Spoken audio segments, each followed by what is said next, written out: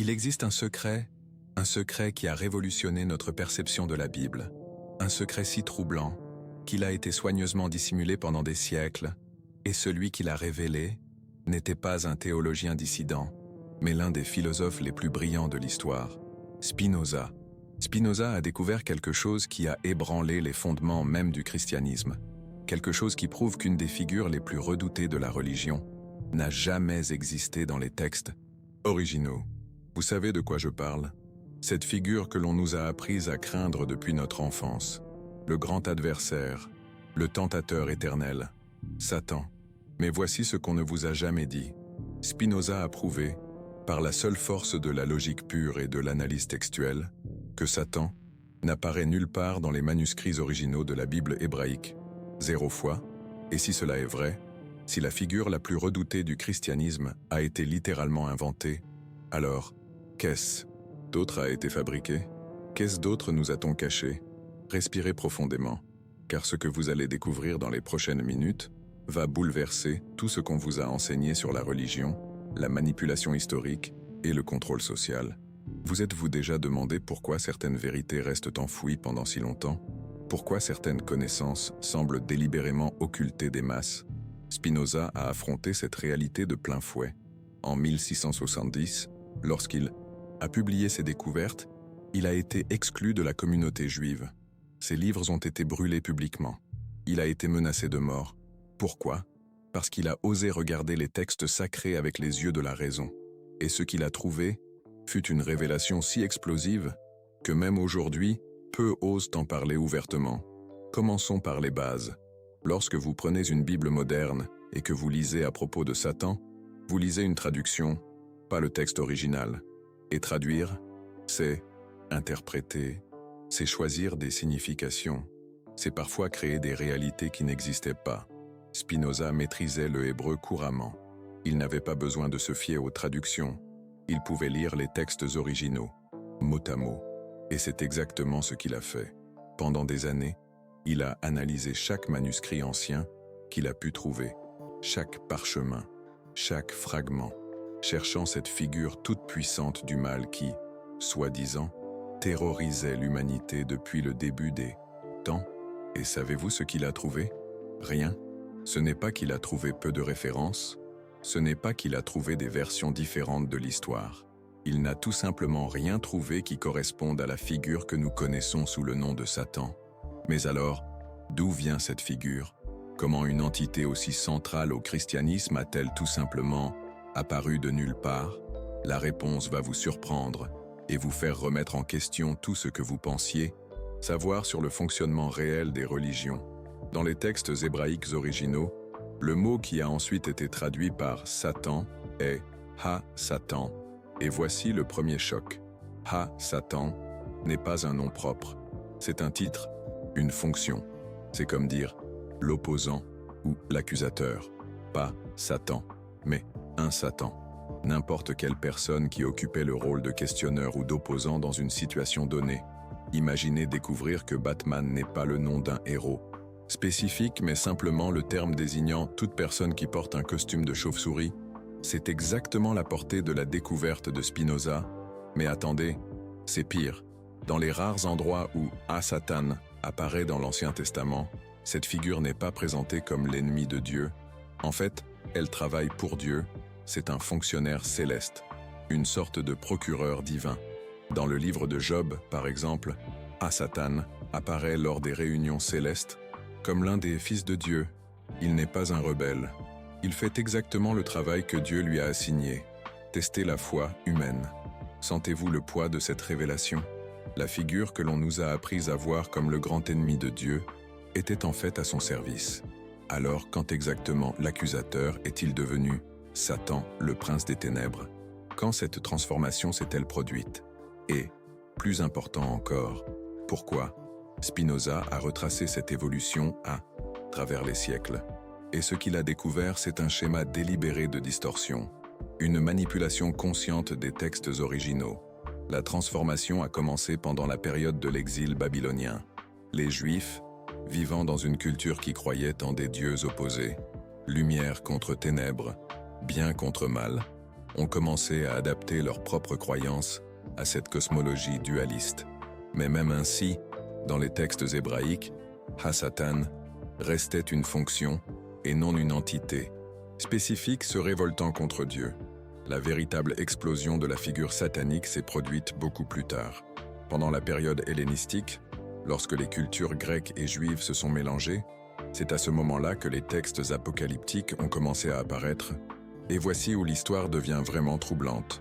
Ces textes apocalyptiques, qui ne faisaient pas partie du canon biblique original, ont commencé à créer une mythologie complexe autour de la figure d'un grand adversaire de Dieu. Ils ont pris le Ha-Satan original, ce simple fonctionnaire céleste, et l'ont transformé en une entité cosmique du mal. Pourquoi ont-ils fait cela? Spinoza a identifié quelque chose qui devrait nous rendre extrêmement méfiants. Ces transformations servaient toujours des intérêts politiques spécifiques. Pensez-y, si vous êtes un leader religieux, qu'est-ce qui est le plus utile pour maintenir le contrôle sur votre peuple? Dire, parfois, Dieu vous met à l'épreuve par des difficultés, ou dire, il existe une force maléfique extérieure qui tente de vous détruire, et seule notre institution peut vous protéger. La réponse est évidente, et c'est exactement ce qui s'est passé. Au cours des premiers siècles du christianisme, alors que la nouvelle religion était en concurrence avec d'autres croyances pour la domination culturelle, la figure de Satan est devenue un outil politique parfait. Toute opposition au christianisme pouvait être attribuée à l'influence satanique.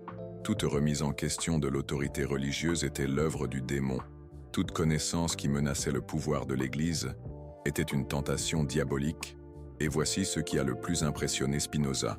Les leaders chrétiens eux-mêmes savaient qu'ils effectuaient cette adaptation. Ce n'était pas un accident, c'était une stratégie consciente. Il a trouvé des correspondances entre les dirigeants de l'Église primitive, discutant ouvertement de la manière d'adapter les textes juifs pour les rendre plus agréables aux audiences païennes. Comment créer des récits qui justifieraient l'autorité chrétienne sur les autres traditions religieuses? Ils ont littéralement documenté le processus d'invention de Satan. Mais cela soulève une question encore plus troublante. S'ils ont fabriqué une figure aussi centrale à la foi chrétienne, qu'est-ce d'autres ont-ils fabriqué? Où d'autres trouvons-nous ces adaptations créatives de la vérité? Spinoza a réalisé qu'il avait trébuché sur quelque chose de bien plus grand qu'une simple question théologique. Il avait découvert un modèle, une méthode systématique par laquelle les institutions religieuses construisent et maintiennent le pouvoir par la manipulation des textes sacrés. Et une fois que vous voyez ce schéma, vous ne pouvez plus le manquer ailleurs. Réfléchissez au nombre de croyances religieuses fondamentales que vous acceptez sans les remettre en question. Combien d'entre elles considérez-vous comme des vérités anciennes, fidèlement transmises à travers les siècles? Spinoza a découvert que pratiquement aucune d'elles n'était aussi ancienne ou aussi fidèle que les gens le croyaient. Le concept d'enfer éternel, il n'existe pas dans les manuscrits hébraïques originaux. Il a été importé de la mythologie grecque, l'idée d'une âme immortelle séparée du corps, platonicienne, non biblique, le concept de péché originel affectant toute l'humanité, une invention de saint Augustin, des siècles après Jésus-Christ. La liste est longue, et longue. Commencez-vous à comprendre pourquoi Spinoza a été si violemment persécuté? Pourquoi ses livres ont-ils été brûlés? Pourquoi a-t-il reçu des menaces de mort? Il ne remettait pas simplement en question une croyance spécifique. Il révélait toute une méthodologie de fabrication de vérité par les institutions religieuses pour servir leurs intérêts. Et le cas de Satan n'était que la partie émergée de l'iceberg. Mais voici ce qui est, peut-être le plus choquant. Spinoza ne faisait pas cela pour détruire la religion. Il était profondément spirituel. Il croyait en Dieu. Ce qu'il voulait, c'était débarrasser la religion de toute manipulation et distorsion pour parvenir à la vérité réelle. Il a compris que les gens méritaient de connaître la différence entre ce qui se trouvait réellement dans les textes sacrés et ce qui avait été ajouté par la suite pour des raisons politiques. Mais les institutions religieuses de l'époque ne le voyant pas de cette façon. Pour elles, remettre en question n'importe quel aspect du récit officiel, c'était remettre en question toute la structure de pouvoir qu'elles avaient construite. Et c'est pourquoi la découverte concernant Satan était si dangereuse. Car si les gens savaient qu'une figure aussi fondamentale avait été littéralement inventée, ils commenceraient à tout remettre en question, Imaginez l'impact psychologique. Vous avez passé toute votre vie à craindre une entité qui n'a jamais existé dans les textes censés la décrire. Vous avez pris des décisions basées sur la peur de quelque chose qui a été fabriqué des siècles plus tard par les hommes mêmes qui prétendaient vous en protéger. C'est comme découvrir que le monstre dans votre placard a été placé là par les adultes qui promettaient de vous protéger de lui. Spinoza a compris qu'il avait découvert non seulement une erreur historique, mais un mécanisme fondamental de contrôle social. La peur des forces surnaturelles. Malignes maintient les gens dépendants des institutions qui promettent protection contre ces forces. Mais que se passe-t-il si ces forces ont été créées par les institutions elles-mêmes? C'est là que l'analyse de Spinoza devient véritablement révolutionnaire. Il ne s'est pas arrêté à la découverte historique. Il a commencé à examiner les implications philosophiques et sociales de cette fabrication. Si Satan a été inventé pour servir des intérêts politiques, combien d'autres vérités religieuses servent le même but? Si les textes sacrés ont été modifiés aussi radicalement au cours des siècles, comment pouvons-nous faire confiance à n'importe quelle interprétation officielle? Et si les institutions mêmes qui se présentent comme les gardiennes de la vérité divine sont, en réalité, plus intéressées à maintenir leur pouvoir temporel? Ces questions ne quittaient pas l'esprit de Spinoza. Et plus il enquêtait, plus il trouvait de preuves que la manipulation des textes religieux était beaucoup plus systématique et délibérée que quiconque ne l'imaginait. Il a commencé à documenter non seulement le cas de Satan, mais des dizaines d'autres exemples où des concepts centraux du christianisme avaient été importés d'autres traditions, adaptés pour servir de nouveaux objectifs, ou simplement inventés de toutes pièces. Et le schéma était toujours le même. Les changements ont toujours profité au pouvoir et à l'autorité des institutions religieuses. Ils n'ont jamais profité à la liberté spirituelle des individus. Ils n'ont jamais simplifié la quête de la vérité. Ils ont toujours compliqué, toujours créé plus de dépendance, toujours généré plus de peur. Pouvez-vous imaginer ce que cela a dû être pour Spinoza de faire ces découvertes? Un homme profondément religieux, découvrant que les institutions religieuses elles-mêmes étaient en train de déformer systématiquement les textes qu'il considérait comme sacrés, cela a dû être comme découvrir que ses propres parents lui mentaient délibérément sur les choses les plus importantes de la vie. Mais au lieu de simplement se révolter, Spinoza a fait quelque chose d'extraordinaire. Il a décidé de tout documenter, de créer un registre historique précis de ce qui se trouvait réellement dans les textes originaux. Par rapport à ce qui avait été ajouté par la suite, il voulait donner aux gens la chance de connaître la différence entre la religion authentique et la manipulation institutionnelle. Et c'est exactement cela qui l'a rendu si dangereux aux yeux des autorités religieuses de l'époque. Car une chose est d'avoir des doutes privés sur des aspects spécifiques de la doctrine. Une autre chose complètement différente est d'avoir des preuves documentées de manipulation systématique au cours des siècles. Spinoza avait les preuves, et il était prêt à les partager avec le monde. Mais avant de révéler comment cette découverte spécifique sur Satan se connecte à d'autres manipulations historiques, encore plus choquantes, nous devons comprendre exactement comment Spinoza est arrivé à ses conclusions.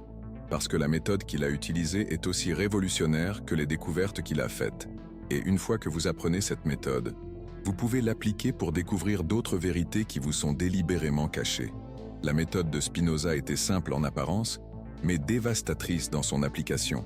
Il l'appelait « critique historique ». Et cela fonctionne ainsi. Traitez les textes sacrés exactement comme vous traiteriez n'importe quel autre document historique. Sans révérence spéciale, sans protection contre les remises en question. Uniquement une analyse pure basée sur des preuves. Pour l'époque, c'était de l'hérésie. Les textes sacrés ne devaient pas être remis en question. Ils devaient être acceptés par la foi. Toute personne qui appliquait des méthodes rationnelles d'investigation historique à la Bible défiait automatiquement l'autorité divine. Mais Spinoza a compris quelque chose de fondamental. Si Dieu a vraiment inspiré ces textes, alors la vérité à leur sujet ne pouvait que renforcer la foi, non la détruire. Si enquêter sur la vérité menaçait la religion, alors peut-être que la religion n'était pas vraie. Alors il a plongé au fond, plus profondément que quiconque avant lui n'avait osé aller. D'abord, il a rassemblé toutes les versions les plus anciennes des textes bibliques qu'il a pu trouver. Manuscrits hébraïques, traductions, grecques primitives, versions syriaques, fragments araméens, tout ce qui existait de documentation textuelle. Ensuite, il a commencé à les comparer mot à mot, ligne par ligne, cherchant les divergences, les ajouts, les modifications, rastreant le moment précis où certaines idées sont apparues pour la première fois. C'est au cours de cette comparaison systématique que Spinoza a trébuché sur l'absence totale de toute figure correspondant à Satan tel que nous le connaissons aujourd'hui. Mais la découverte la plus troublante est survenue lorsqu'il a commencé à retracer exactement quand et où cette figure a été insérée dans les textes, car il ne s'agissait pas d'un processus graduel, pas d'une évolution naturelle de la pensée religieuse. Non, il s'agissait d'une insertion délibérée et calculée, effectuée à des moments historiques très précis pour des raisons tout aussi spécifiques. Le premier grand moment d'insertion a eu lieu pendant la période intertestamentaire.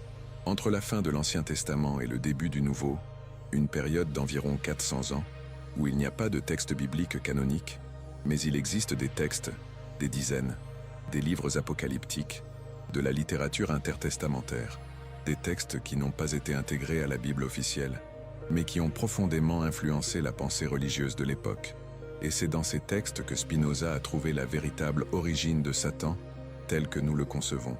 Des livres comme Premier Enoch, Jubilé, Testament des 12 patriarches, des textes qui ont créé une mythologie complexe autour d'anges déchus, de rébellions célestes et d'un grand adversaire de Dieu. Mais voici le point crucial.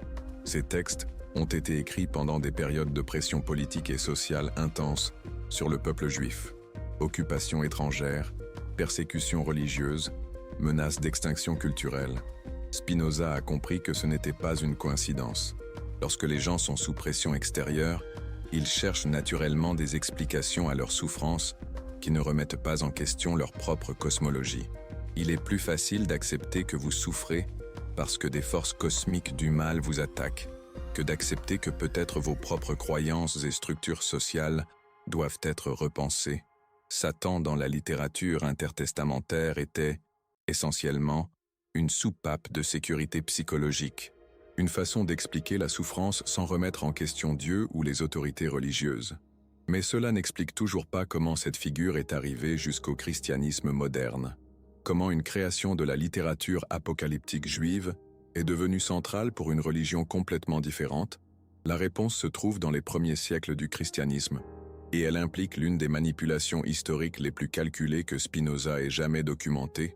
Les premiers chrétiens étaient juifs, ils connaissaient cette littérature intertestamentaire, et lorsqu'ils ont commencé à essayer d'expliquer Jésus à des auditoires non juifs, ils avaient besoin d'un contexte narratif qui ait du sens pour les cultures grecques et romaines.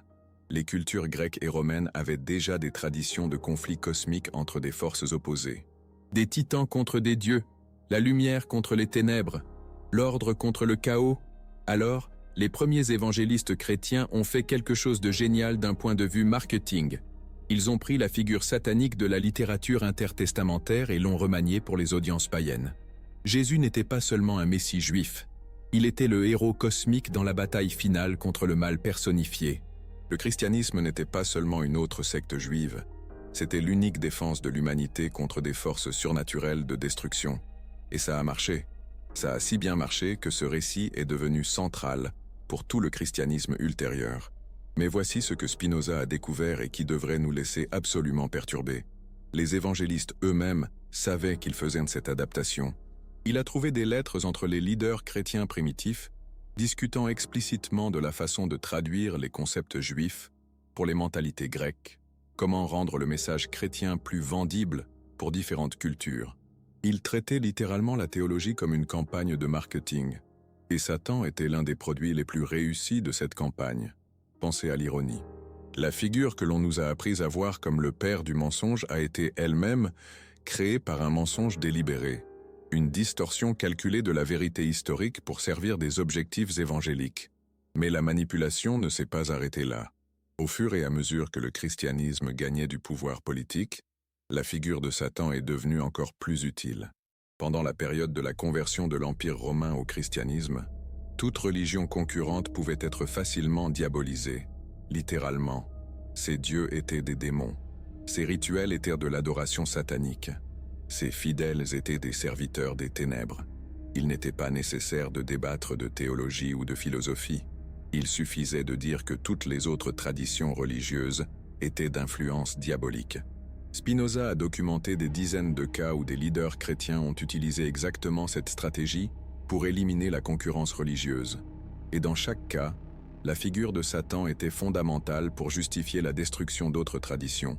Des temples détruits parce qu'ils étaient des maisons de Satan, des textes brûlés parce qu'ils étaient de la littérature diabolique, des gens exécutés parce qu'ils étaient des disciples du démon. Tout cela au nom de la lutte contre une figure qui, comme Spinoza l'a prouvé, n'a jamais existé dans les textes originaux qui étaient censés la décrire. C'est l'une des ironies les plus troublantes de l'histoire humaine. Plus de sang a été versé au nom de la lutte contre Satan que n'importe quelle figure de la mythologie humaine n'en a jamais versé. Et cette figure a été inventée par les hommes mêmes qui dirigeaient ce bain de sang. Mais peut-être que l'aspect le plus choquant de la découverte de Spinoza n'est pas ce qui a été ajouté au texte, mais ce qui a été retiré. Car, tout en insérant la figure de Satan, les compilateurs étaient également en train de supprimer d'autres choses des textes originaux, des choses qui menaçaient leur contrôle sur les interprétations religieuses, des références à la pluralité divine dans les textes hébraïques, des mentions de traditions de sagesse féminine, des concepts d'illumination individuelle qui ne dépendaient pas de la médiation institutionnelle. Tout cela a été systématiquement supprimé ou réinterprété pour éliminer toute menace à l'autorité centralisée de l'Église. Spinoza a trouvé des fragments de ces textes supprimés dans des bibliothèques monastiques, des copies partielles qui ont échappé à la destruction systématique, et ce qu'il a trouvé dans ces fragments a complètement changé sa compréhension de ce qui était réellement caché. L'invention de Satan n'était pas seulement un ajout au texte sacré, c'était une partie d'un projet beaucoup plus vaste de contrôle sur l'expérience spirituelle humaine. Pensez-y de cette façon. Si vous voulez contrôler la façon dont les gens se rapportent au divin, vous avez besoin de deux choses. Premièrement, vous avez besoin d'une menace extérieure que seule votre institution peut combattre. Satan remplissait parfaitement ce rôle. Deuxièmement, vous devez supprimer toute suggestion que les gens peuvent avoir un accès direct au divin sans votre médiation. Toutes les références à l'expérience mystique individuelle, à l'illumination personnelle, aux chemins alternatifs vers le sacré.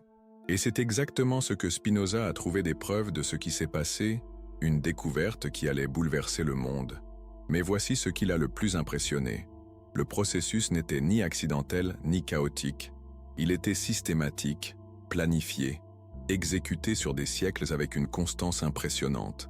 Cela signifie qu'il y avait des personnes, à différentes époques et en différents lieux, qui ont consciemment participé à un projet à long terme pour remodeler complètement le paysage spirituel de l'humanité, et ils ont réussi, tellement bien qu'aujourd'hui, plus de 1000 ans plus tard, des milliards de personnes croient en une figure qui a été littéralement inventée pour les contrôler. Mais la découverte de Spinoza nous donne quelque chose de très puissant, la possibilité d'inverser ce processus. Si nous pouvons identifier exactement ce qui a été ajouté et quand, alors nous pouvons commencer à séparer la religion authentique de la manipulation institutionnelle. Si nous pouvons retracer comment ces distorsions ont été créées, alors nous pouvons apprendre à identifier d'autres distorsions qui sont encore actives aujourd'hui, et si nous pouvons comprendre les méthodes qui ont été utilisées pour contrôler notre compréhension du sacré, alors nous pouvons développer des méthodes pour récupérer notre liberté spirituelle. C'est ce qui rend la découverte de Spinoza si dangereuse pour les institutions qui dépendent de ses fabrications. Ce n'est pas seulement une correction historique, c'est une méthode de libération. Et une fois que vous apprenez à voir comment Satan a été inventé, vous commencez à voir les fils de la marionnette dans d'autres domaines de la vie où vous n'auriez jamais imaginé qu'ils existent. Vous commencez à remettre en question non seulement la religion, mais tout système qui dépend de votre peur pour maintenir le pouvoir sur vous. Vous commencez à vous demander quelles autres figures menaçantes ont été inventées pour me maintenir. Dépendant de la protection institutionnelle, quelles autres vérités anciennes sont en réalité des fabrications modernes créées pour servir des intérêts spécifiques? Et quels autres domaines de ma vie sont contrôlés par des peurs qui ont été délibérément plantées en moi? Ce sont les questions auxquelles Spinoza nous a donné les outils pour répondre. Et les réponses vont vous surprendre encore plus que la découverte sur Satan. Parce qu'une fois que vous apprenez à identifier la manipulation historique dans les textes religieux, vous vous rendez compte que le même schéma existe dans pratiquement toutes les autres institutions qui exercent un pouvoir sur votre vie. Et cela nous amène à la deuxième partie de cette révélation. La partie qui connecte la découverte de Spinoza à des questions beaucoup plus vastes sur la façon dont la réalité est construite et contrôlée dans la société moderne. Mais avant d'aller plus loin, vous devez comprendre quelque chose de crucial sur Spinoza lui-même, sur le prix qu'il a payé pour ses découvertes. Parce que l'histoire de sa persécution révèle autant sur le pouvoir de ses vérités que les vérités elles-mêmes. Baruch Spinoza est né en 1632 dans une famille juive portugaise à Amsterdam. C'était un prodige. Il maîtrisait l'hébreu, le latin, le grec, le néerlandais. À 20 ans, il était considéré comme l'un des jeunes les plus brillants de la communauté juive européenne. Tout cela a changé lorsqu'il a commencé à poser les mauvaises questions. Les premiers doutes sont apparus lorsqu'il étudiait les commentaires rabbiniques sur les textes bibliques. Il a remarqué que différents rabbins avaient des interprétations complètement contradictoires pour les mêmes passages. Pas de petites différences d'opinion. Des contradictions fondamentales sur la signification de textes supposément inspirés par Dieu. Cela le dérangeait. Si Dieu avait vraiment inspiré ces textes avec un message spécifique, pourquoi existait-il des interprétations si différentes? Pourquoi les propres érudits religieux ne pouvaient-ils pas parvenir à un consensus sur ce que les textes disaient réellement? C'est alors qu'il a décidé d'aller directement à la source. Ignorer tous les commentaires et interprétations. Lire uniquement les textes originaux en hébreu. Et appliquer la même logique qu'il utiliserait pour tout autre document historique. Ce qu'il a trouvé n'était pas seulement l'absence de Satan, c'était la découverte que pratiquement toute la théologie juive et chrétienne moderne était basée sur des interprétations qui n'avaient aucun fondement dans les textes originaux. La première fois qu'il a partagé ses découvertes publiquement, c'était lors d'un débat à la synagogue. Il avait 23 ans. Il a présenté des preuves textuelles que certaines croyances fondamentales du judaïsme n'apparaissaient pas dans les textes hébraïques les plus anciens, qu'elles avaient été ajoutées au cours de périodes ultérieures de contact avec d'autres cultures. La réaction a été immédiate et violente. Il a été accusé d'hérésie, de blasphème, d'être possédé par des démons. Ironie des ironies, compte tenu de ce qu'il découvrait sur l'origine de la figure de Satan elle-même. Mais Spinoza n'a pas reculé. Si quelque chose, la violence de la réaction l'a convaincu qu'il avait trouvé quelque chose de vraiment important, les gens ne réagissent pas avec autant de peur et de colère, à moins que vous ne menaciez quelque chose qu'ils considèrent comme fondamental pour leur identité et leur sécurité. Alors il a continué à faire des recherches, à creuser plus profondément, à documenter plus d'exemples, à construire un dossier si solide qu'il serait impossible à réfuter par des arguments rationnels. Mais les institutions religieuses de l'époque n'étaient pas intéressées par des arguments rationnels. Elles étaient intéressées à préserver leur pouvoir et leur autorité. En 1656, lorsque Spinoza avait 24 ans, il a été formellement expulsé de la communauté juive d'Amsterdam. Le document d'excommunication existe toujours, et c'est l'un des textes les plus perturbants que vous puissiez lire sur ce qui se passe lorsqu'une personne menace les vérités institutionnelles. Ils ne l'ont pas seulement expulsé, ils l'ont maudit, littéralement. Ils ont invoqué toutes les malédictions bibliques sur sa tête. Ils ont ordonné qu'aucun juif ne lui parle, ne fasse affaire avec lui, ou même ne s'approche de lui. Il est devenu une personne inexistante, effacé de la communauté où il avait grandi, et son crime, utiliser des preuves textuelles pour remettre en question les interprétations religieuses officielles. Mais voici ce qui est le plus choquant. Le document d'excommunication ne réfute aucune des découvertes de Spinoza. Il ne présente aucune preuve contraire. Il n'offre aucune interprétation alternative des textes qu'il avait analysés. Il déclare simplement que remettre en question certaines croyances est, par définition, hérétique. Indépendamment de la quantité de preuves que vous avez pour étayer vos questions, cela devrait nous dire quelque chose de fondamental sur le fonctionnement réel des institutions religieuses. Lorsqu'elles ne peuvent pas réfuter vos découvertes, elles tentent de vous détruire personnellement. Mais Spinoza s'est rendu compte que cela, à lui seul, était une validation de ses découvertes. S'il avait tort, il serait facile de prouver qu'il avait tort en utilisant des preuves. S'il devait être réduit au silence par l'excommunication et les menaces, alors il avait probablement raison. Alors il a fait quelque chose d'extraordinaire. Au lieu de se soumettre ou de se cacher, Spinoza décida de tout documenter, de créer un registre historique complet, non seulement de ses découvertes, mais aussi des réactions qu'elles suscitèrent. Il voulait que les générations futures puissent voir à la fois la preuve de la manipulation historique et la manière dont les institutions réagissaient lorsque cette manipulation était exposée, c'est ainsi qu'est né son ouvrage le plus dangereux, Tractatus Theologico-Politicus. Dans ce livre, Spinoza ne se contente pas de documenter l'absence de Satan dans les manuscrits originaux, il révèle tout le schéma, la manière dont des figures fictives sont créées et insérées dans les traditions religieuses pour servir des objectifs politiques précis. Et il applique cette analyse non seulement au judaïsme et au christianisme, mais à toutes les religions organisées qu'il a pu étudier. Le schéma était toujours le même, indépendamment de la culture ou de l'époque. Premièrement, identifier les peurs les plus profondes de la population. Deuxièmement, créer des figures surnaturelles qui incarnent ces peurs. Troisièmement, positionner son institution comme la seule protection efficace contre ces figures. Quatrièmement, utiliser cette dépendance pour justifier n'importe quel niveau de contrôle sur la vie des gens. Spinoza a trouvé ce schéma à l'œuvre non seulement dans le développement du Satan chrétien, mais dans des dizaines d'autres traditions religieuses à travers le monde. Et voici la partie qui devrait nous mettre le plus mal à l'aise. Il a trouvé des preuves que les leaders religieux de cultures différentes, qui théoriquement n'avaient aucun contact les uns avec les autres, utilisaient des méthodes presque identiques pour créer et maintenir ces figures de la peur. Cela suggérait quelque chose de bien plus troublant qu'une simple coïncidence ou une évolution culturelle naturelle. Cela suggérait qu'il existait un savoir systématisé sur la manière d'utiliser la religion pour le contrôle social. Un savoir qui était transmis et appliqué délibérément à travers les cultures et les siècles. Lorsque le Tractatus Theologico-Politicus fut publié en 1670, la réaction fut explosive. Le livre fut immédiatement interdit dans pratiquement tous les pays européens.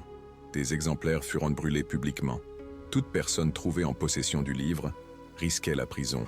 Ou pire, Spinoza reçut des menaces de mort de multiples sources, non seulement de la communauté juive, mais de leaders chrétiens de diverses confessions. Apparemment, découvrir la vérité sur la manipulation religieuse était une menace qui transcendait les différences théologiques. Il dut déménager constamment, utiliser des pseudonymes, publier ses ouvrages ultérieurs anonymement, vivre essentiellement comme un fugitif à cause de ses découvertes académiques, et pendant toute cette période, il continua ses recherches, affinant ses découvertes, trouvant plus de preuves de manipulation historique, documentant davantage d'exemples de la manière dont des figures fictives étaient créées pour le contrôle social, jusqu'à ce qu'il fasse une découverte qui changea complètement sa façon de voir non seulement la religion, mais toute la structure de la société humaine. Il comprit que les mêmes méthodes utilisées pour créer Satan étaient appliquées dans d'autres domaines complètement non religieux. La politique, l'économie, la guerre, l'éducation. Dans chaque domaine, il trouva des preuves du même schéma, créer des figures ou des concepts qui engendrent la peur et la dépendance, puis positionner certaines institutions comme la seule protection contre ces menaces. La découverte concernant Satan ne concernait pas seulement la religion. Il s'agissait d'une méthode fondamentale de contrôle social qui était appliquée dans tous les domaines de la vie humaine. Et une fois qu'il eut vu ce schéma, il ne put plus cesser de le voir partout. Des ennemis étrangers menaçant la nation, justifiant des armées permanentes et des impôts de guerre, des forces économiques complexes menaçant la prospérité, justifiant des systèmes bancaires centralisés, des influences corrompues menaçant la moralité sociale, justifiant la censure et le contrôle de l'information. Dans chaque cas, la méthode était identique à celle qui avait été utilisée pour créer Satan. Identifier une peur, personnifier cette peur, puis se positionner comme la solution indispensable. Spinoza comprit qu'il était tombé sur quelque chose de bien plus grand qu'une correction historique sur des textes religieux. Il avait découvert une technologie de contrôle social qui était appliquée systématiquement dans toutes les dimensions de l'expérience humaine. Et cette découverte le conduisit à la question la plus troublante de toutes. S'ils ont pu fabriquer Satan si complètement que des milliards de personnes y ont cru pendant des siècles, quelles autres réalités fondamentales de la vie moderne sont, en fait, des fabrications créées pour nous contrôler? Cette question hanta Spinoza durant les dernières années de sa vie, et les réponses qu'il a trouvées sont encore plus choquantes que la découverte originale sur Satan.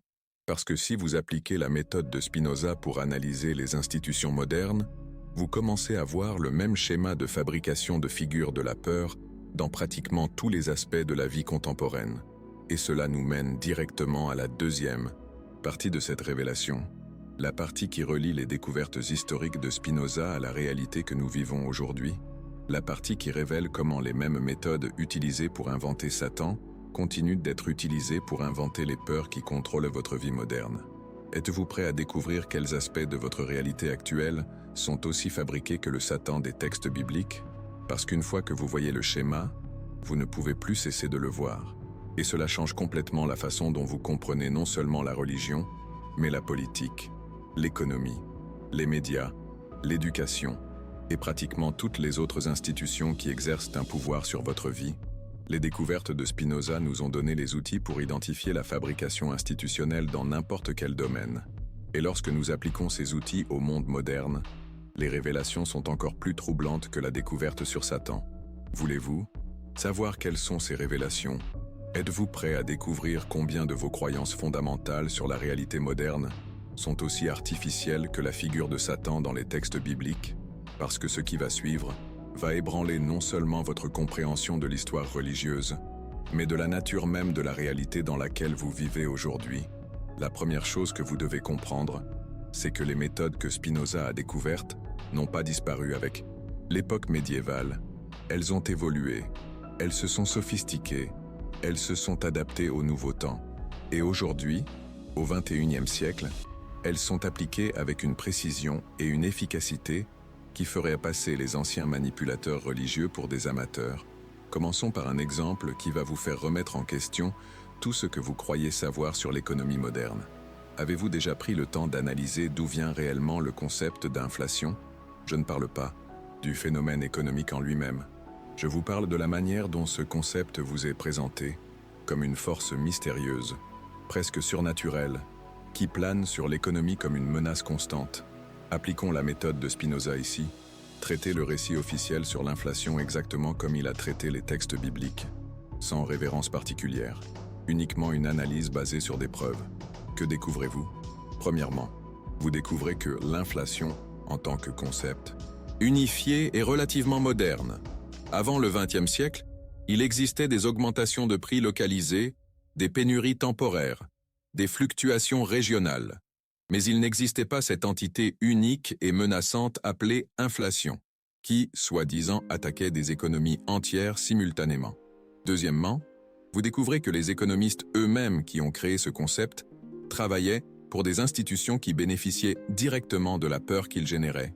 Les banques centrales, les gouvernements, les institutions financières qui offraient une protection contre cette menace.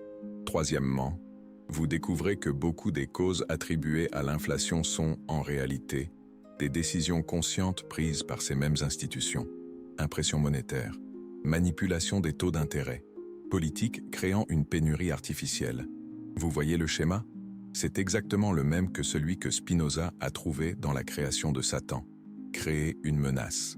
Positionnez votre institution comme la seule protection contre cette menace.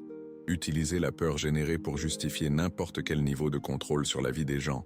L'inflation moderne fonctionne exactement comme Satan au Moyen Âge. C'est une personnification de peurs économiques diffuses, créée pour justifier l'existence d'institutions qui promettent de nous protéger, mais ce n'est que la partie émergée de l'iceberg. Appliquons la méthode de Spinoza à un autre concept fondamental de la vie moderne, le terrorisme international. Encore une fois, je ne nie pas qu'il existe des actes de violence politique. Je remets en question la manière dont ces actes sont regroupés dans un récit unique et menaçant qui justifie des niveaux extraordinaires de surveillance et de contrôle social. Avant le XXe siècle, il existait une violence politique localisée, des révoltes, des assassinats politiques, des conflits régionaux, mais il n'existait pas cette entité globale et coordonnée, appelée terrorisme international, qui menacerait prétendument toute la civilisation occidentale simultanément. Et voici où cela devient vraiment troublant.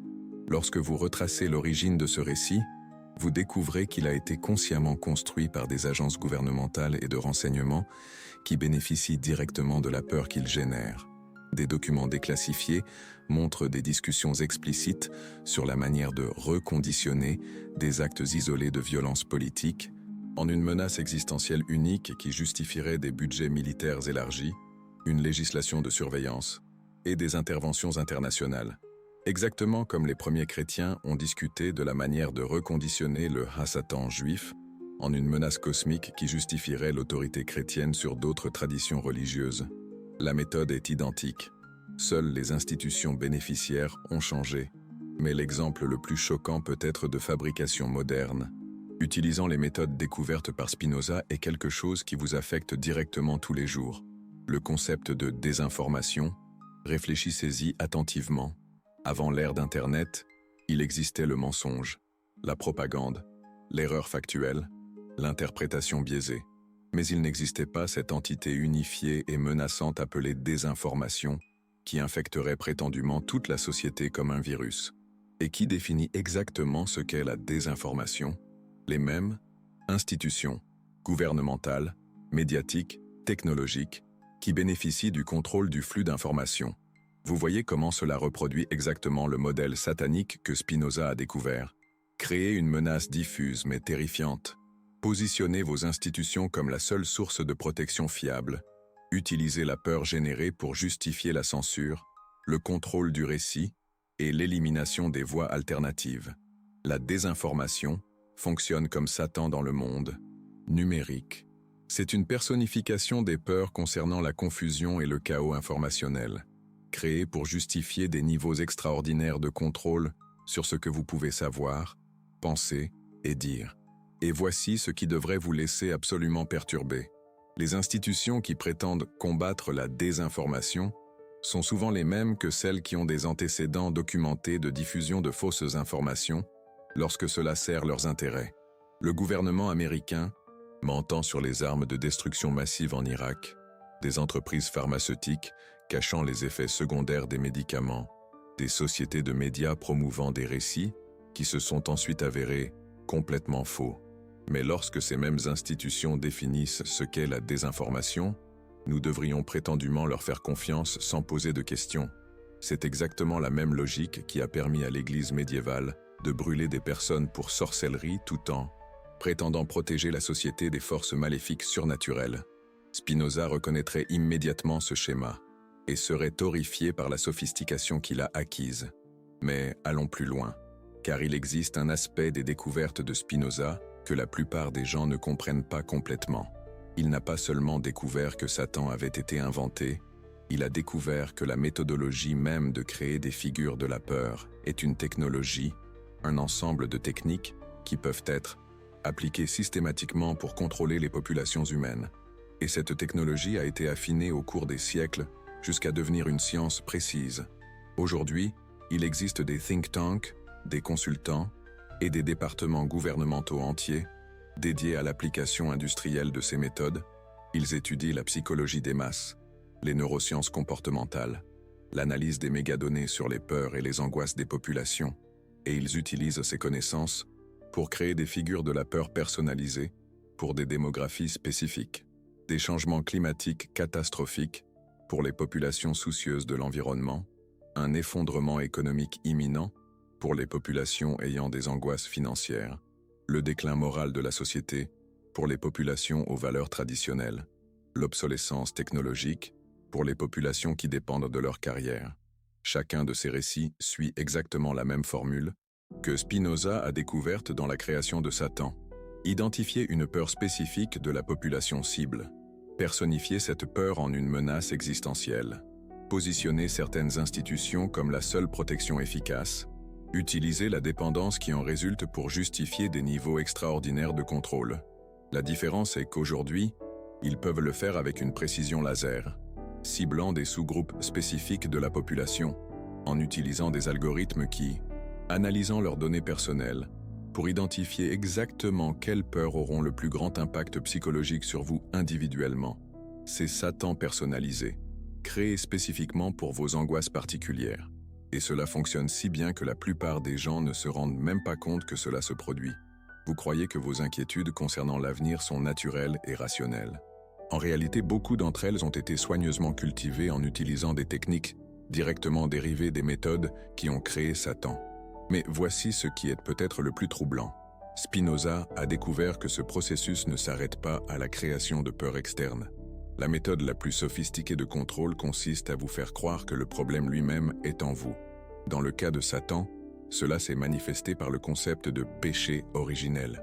L'idée que tous les êtres humains naissent fondamentalement corrompus et ont besoin d'un salut institutionnel pour devenir acceptables, c'est génial du point de vue du contrôle social. Au lieu de simplement craindre une menace extérieure, vous commencez à douter de votre propre nature fondamentale. Et les versions modernes de ce concept sont encore plus sophistiquées. Vous avez des biais cognitifs inconscients qui faussent votre perception de la réalité. Vous bénéficiez de privilèges systémiques qui vous empêchent de comprendre les questions sociales. Vous avez des traumatismes non traités qui sabotent vos décisions. Vous souffrez de carences chimiques qui nécessitent une intervention pharmacologique. Observez le schéma. Dans chaque cas, le problème est défini comme interne et inhérent à votre propre nature. Et la solution est toujours externe. Des experts, des institutions, des produits, des traitements que seuls les autres peuvent fournir. Vous ne pouvez pas faire confiance à votre propre perception, à votre jugement, à votre expérience ou à votre intuition. Vous avez besoin d'une médiation institutionnelle pour accéder à la vérité, à la moralité, à la santé, ou même à votre propre identité. C'est le péché originel sécularisé. Et cela fonctionne exactement de la même manière que l'original. Créer une dépendance psychologique permanente aux autorités externes. Spinoza aurait immédiatement reconnu cela comme une évolution des techniques qu'il a documentées dans la manipulation religieuse.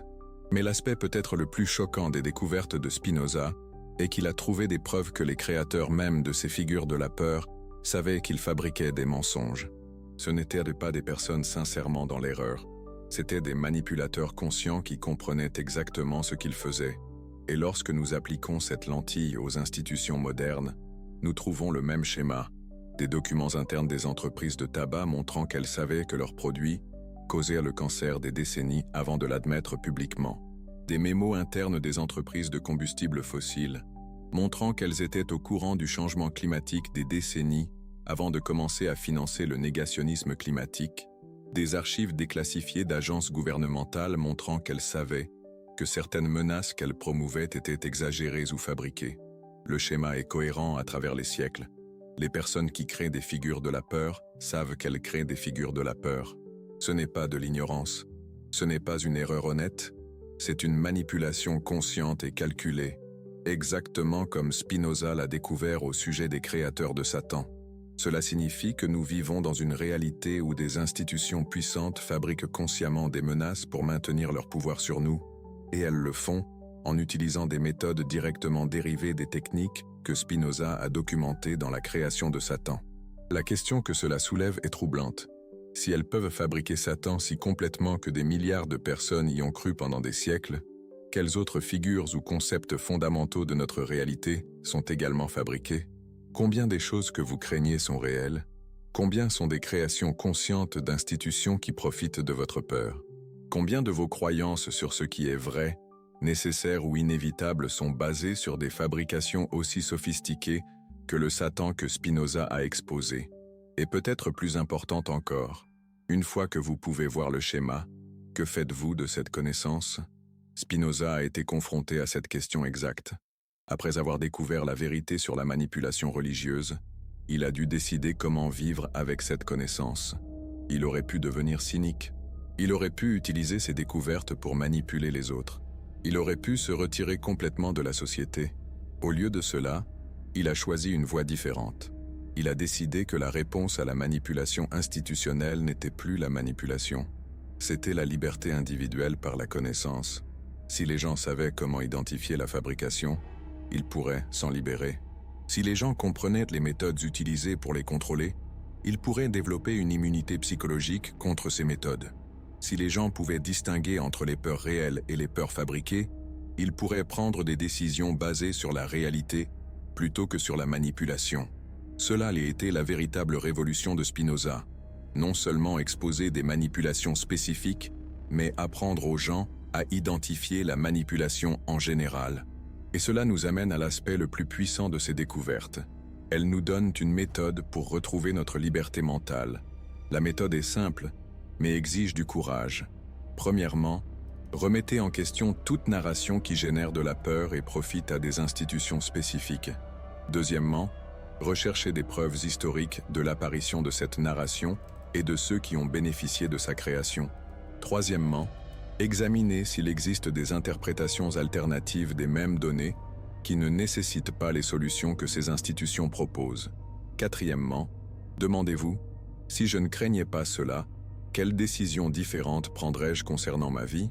C'est exactement la méthode que Spinoza a utilisée pour identifier la fabrication de Satan, et cela fonctionne tout aussi bien pour identifier les fabrications modernes. Mais voici ce que vous devez comprendre. Utiliser cette méthode vous change fondamentalement.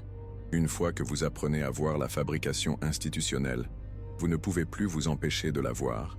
Et c'est à la fois libérateur et isolant. Libérateur parce que vous cessez de prendre des décisions basées sur des peurs artificielles. Vous retrouvez votre autonomie mentale.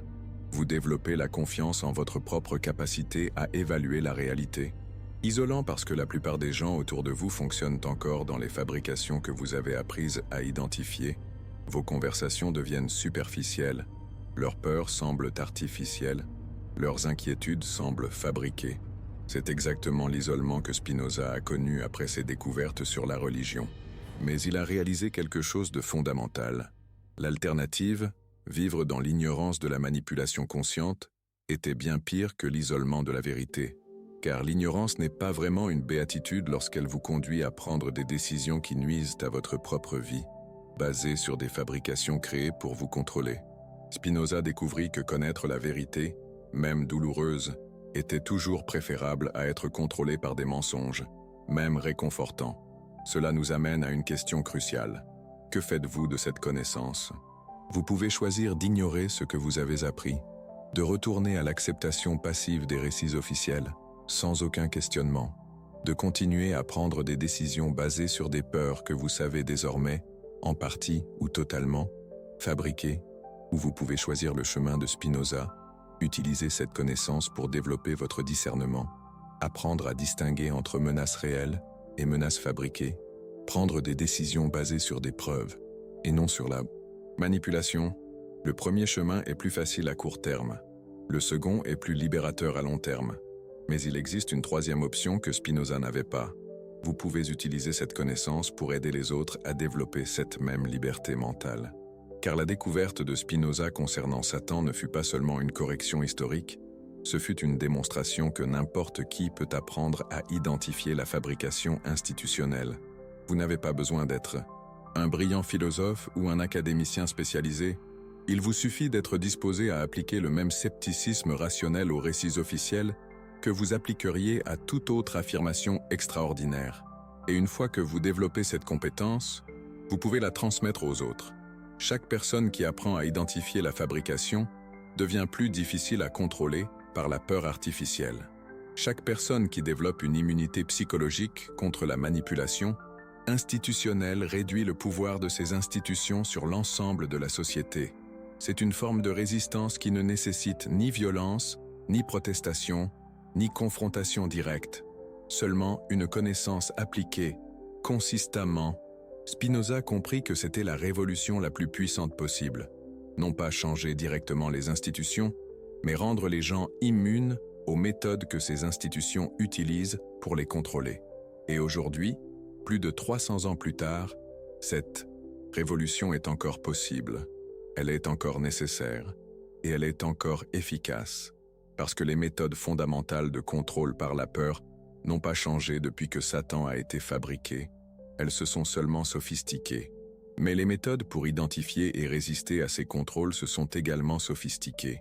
Vous avez accès à des informations que Spinoza n'a jamais eues, des outils de recherche qu'il n'a jamais imaginés, une capacité de vérification des preuves qu'il aurait enviées. La question est, utiliserez-vous ces outils avec la même audace qu'il a utilisé les siens? Appliquerez-vous le même scepticisme rationnel aux récits modernes qu'il a appliqué au texte biblique? Aurez-vous le courage de remettre en question les figures de la peur qui contrôlent votre vie de la même manière qu'il a remis en question la figure de Satan qui contrôlait la vie des gens à son époque? Parce que si vous le faites, si vous appliquez réellement la méthode de Spinoza à votre réalité actuelle, vous découvrirez que vous avez beaucoup plus de liberté, beaucoup plus de pouvoir et beaucoup moins à craindre que ce que n'importe quelle institution veut vous faire croire. Et peut-être, au final, découvrirez-vous que la véritable révélation de Spinoza n'a pas été que Satan n'a jamais existé dans les textes originaux, c'est que vous n'avez jamais eu besoin de la protection institutionnelle contre des menaces fabriquées pour vivre une vie pleine, significative et libre. La porte a toujours été ouverte. Vous aviez seulement besoin d'avoir assez de courage pour tourner la poignée.